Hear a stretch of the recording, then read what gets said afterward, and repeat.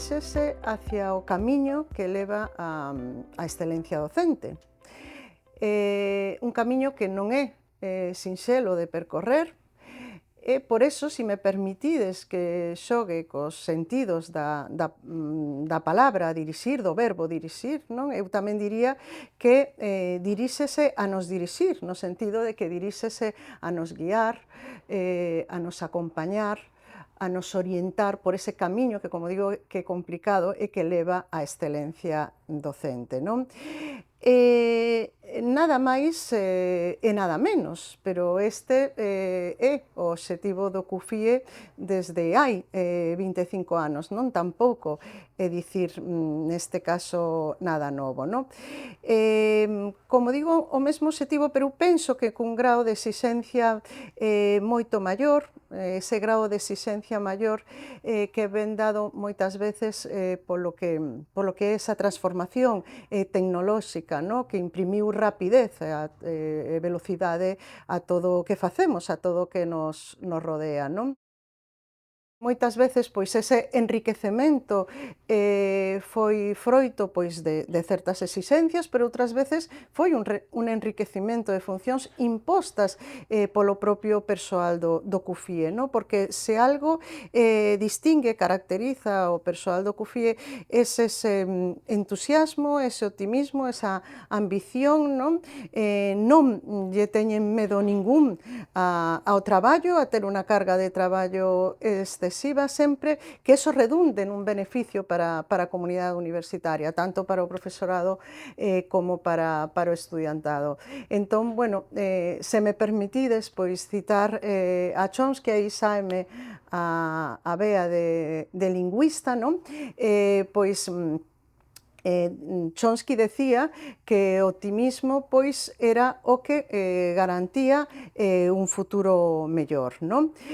Porque só se somos optimistas, pois podemos avanzar cara a ese futuro mellor, estaremos máis motivados para avanzar hacia ese futuro mellor, non? Entón, ao CUFIE optimismo non lle falta en absoluto, así que estou totalmente convencida de que se avanzará hacia un futuro mellor.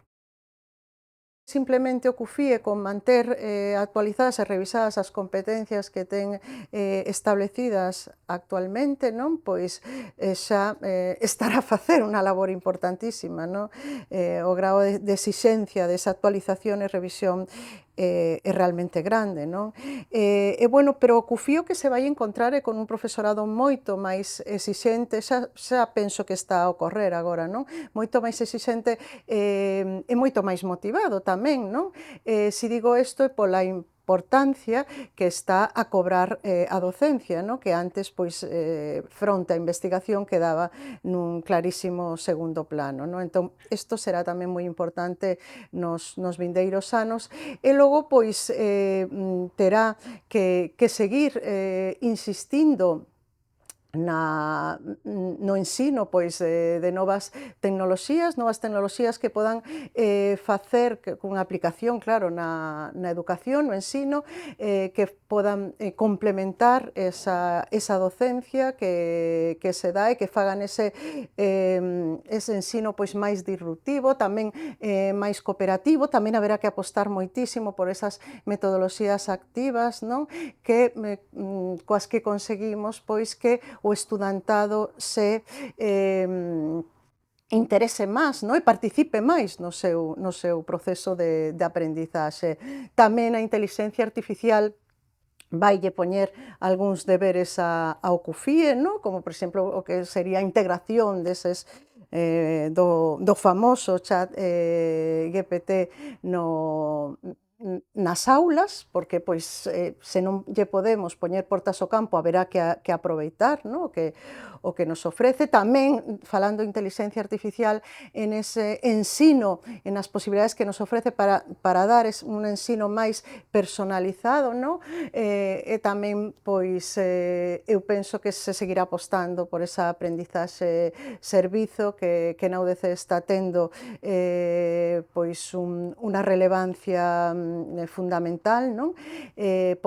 No sentido de que temos estudantes moito máis comprometidos, non? e moito máis sensibles cos problemas que os rodean, non? E bueno, en definitiva, pois, eso penso que poden ser, non? O futuro e tamén a colaboración, por suposto, con Unidade Técnica de Calidade nesa elaboración do modelo de excelencia docente, do modelo de excelencia docente do profesorado, e coa unidade de estudos propios na elaboración, ese apoio na elaboración das microcredenciais, que as microcredenciais, pois nun futuro pois moi próximo, xa mesmo, pois van a ter unha importancia pois grande, van ser moi demandadas.